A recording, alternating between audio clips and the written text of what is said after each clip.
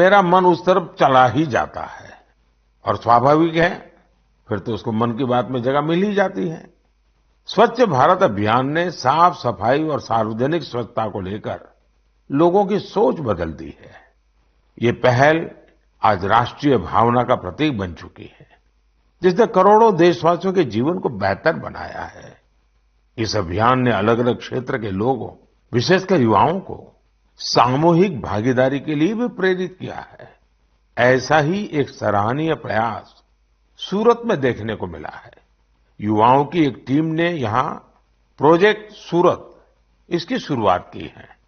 इसका लक्ष्य सूरत को एक ऐसा मॉडल शहर बनाना है जो सफाई और सस्टेनेबल डेवलपमेंट की बेहतरीन मिसाल बने।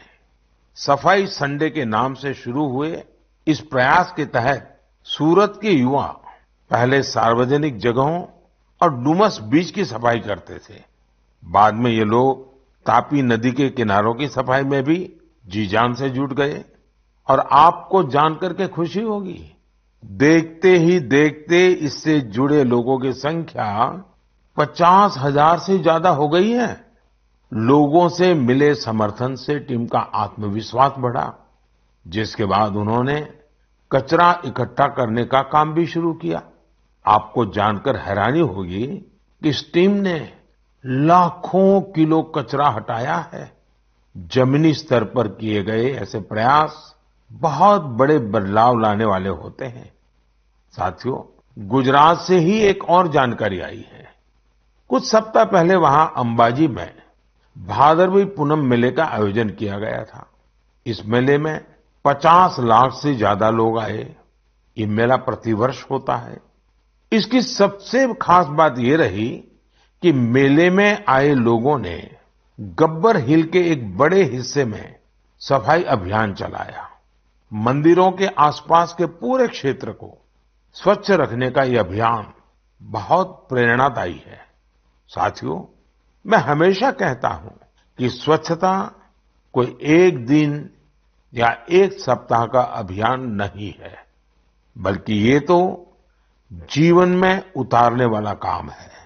हम अपने आसपास ऐसे लोग देखते भी हैं जिन्होंने अपना पूरा जीवन स्वच्छता से जुड़े विषयों पर ही लगा दिया। तमिलनाडु के कोयम्बटूर में रहने वाले लोगानाथन जी भी बेमिसाल है। बचपन में गरीब बच्चों के फटे कपड़ों को देखकर वे अक्सर परेशान हो जाते थे। इसके बाद उन्होंने ऐसे बच्चों की मदद का प्रण लिया और अपनी कमाई का एक हिस्सा इन्हें दान देना शुरू कर दिया। जब पैसे की कमी पड़ी तो लोगानाथन जी ने टॉयलेट तक साफ किए ताकि जरूरतमंद बच्चों की मदद हो सके। वे पिछले 25 सालों से पूरी तरह समर्पित भाव से अपने इस काम में जुटे हैं और अब तक 1500 से अधिक बच्चों की मदद कर चुके हैं। मैं एक बार फिर ऐसे प्रयासों की सराहना करता हूं। देश भर में हो रहे इस तरह के अनेकों प्रयास न सिर्फ हमें प्रेरणा देते हैं, बल्कि कुछ नया कर गुजरने की इच्छा शक्ति भी जगाते हैं। मेरे परिवारजनों, 21वीं सदी की बहुत बड़ी चुनौतियों में से एक है जल सुरक्षा। जल का संरक्षण करना जीवन को बचाने से कम नहीं है।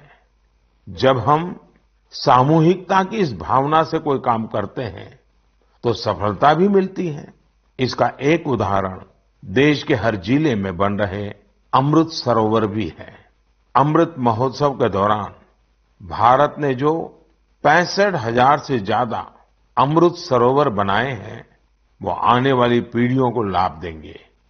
अब हमारा ये भी दायित्व है कि जहां जहां अमृत सरोवर बने हैं, उनकी निरंतर देखभाल हो, वो जल संरक्षण के प्रमुख स्रोत बने रहें। साथियों, जल संरक्षण की ऐसी ही चर्चाओं के बीच मुझे गुजरात के अमरेली में हुए जल उत्सव का भी पता चला। गुजरात में 12 मास बहने वाली नदियों का भी अभाव है, इसलिए लोगों को ज्यादातर बारिश के पानी पर ही निर्भर रहना पड़ता है। पिछले 20-25 साल में सरकार और सामाजिक संगठनों के प्रयास के बाद वहां की स्थिति में बदलाव जरूर आया है और इसलिए वहां जल उत्सव की बड़ी भूमिका है। अमरेली में हुए जल उत्सव के दौरान जल संरक्षण और झीलों के संरक्षण को लेकर लोगों में जागरूकता बढ़ाई गई। इसमें वाटर स्पोर्ट्स को भी बढ़ावा दिया गया। वाटर सिक्योरिटी के जानकारों के साथ मंथन भी किया गया। कार्यक्रम में शामिल लोगों को तिरंगे वाला वाटर फाउंटेन बहुत पसंद आया। इस जल उत्सव का आयोजन सूरत के डायमंड बिजनेस में नाम कमाने वाले सब्जीभाई धोड़किया के फाउंडेशन ने किया। मैं इसमें शामिल प्रत्येक व्यक्ति को बधाई देता हूं। जल संरक्षण के लिए ऐसे ही काम करने की शुभकामनाएं देता हूं। मेरे परिवारजनों, आज दुनिया भर में स्किल डेवलपमेंट के महत्व को स्वीकार्यता मिल रही है। जब हम किसी को कोई स्किल सिखाते हैं तो उसे सिर्फ हुनर ही नहीं देते, बल्कि उससे आय का एक जरिया भी देते हैं। और जब मुझे पता चला कि एक संस्था पिछले 4 दशक से स्किल डेवलपमेंट के काम में जुटी है, तो मुझे और भी अच्छा लगा। ये संस्था आंध्र प्रदेश के श्रीकाकुलम में है और इसका नाम बेल्जीपुरम यूथ क्लब है। स्किल डेवलपमेंट पर फोकस कर बेल्जीपुरम यूथ क्लब ने करीब 7,000 महिलाओं को सशक्त बनाया है। इनमें से अधिकांश महिलाएं आज अपने दम पर अपना कुछ काम कर रही है। इस संस्था ने बाल मजदूरी करने वाले बच्चों को भी कोई न कोई हुनर सिखाकर उन्हें उस दुष्चक्र से बाहर निकालने में मदद की है। बेल्जीपुरम यूथ क्लब की टीम ने किसान उत्पाद संघ यानी एफपीओ से जुड़े किसानों को भी नई स्किल सिखाई, जिससे बड़ी संख्या में किसान सशक्त हुए हैं। स्वच्छता को लेकर भी यह यूथ क्लब गांव-गांव में जागरूकता फैला रहा है। इसने अनेक शौचालयों का निर्माण की भी मदद की है।